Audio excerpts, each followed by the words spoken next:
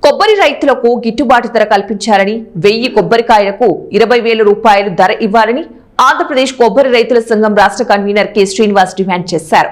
శుక్రవారం కొబ్బరి రైతుల సంఘం ఆధ్వర్యంలో కొబ్బరి రైతుల సమావేశం నిర్వహించారు. అనంతరం కొబ్బరి రైతులకు గిట్టుబాటు ధర కల్పించాలని కోరుతూ ఆందోళన చేపట్టారు.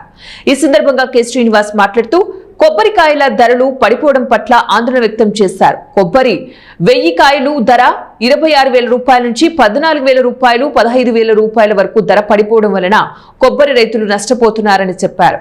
కర్ణాటక, కేరళ రాష్ట్రాల నుంచి ఎగుమతులు పెరగడంతో మన కొబ్బరికాయలకు ధర పడిపోయినట్లు వ్యాపారులు చెప్పి ఇక్కడ కొబ్బరికాయల ధరలు తగ్గించి వేయడం తగదన్నారు. ఒక్కసారిగా కొబ్బరికాయల ధర తగ్గించడం మార్కెట్ యాజమాన్యులతో రైతులను మోసగించడమేనని విమర్శించారు. మొన్నటిదాకా 25, 26 అమ్మి 45 రూపాయలు 50 రూపాయలు వినియోగదారు దగ్గరికి మరి అంత ఎక్కువ రేటు చేసి మళ్ళీ రైతులను ఇబ్బంది పెడతాం, అటు వినియోగదారుని కూడా ఇబ్బంది పెడతాం. ఇదిగా ఉంది. రైతులు ఇప్పుడు 15 రూపాయలకి వచ్చి 12 రూపాయలకి కావాలని అంటున్నారు.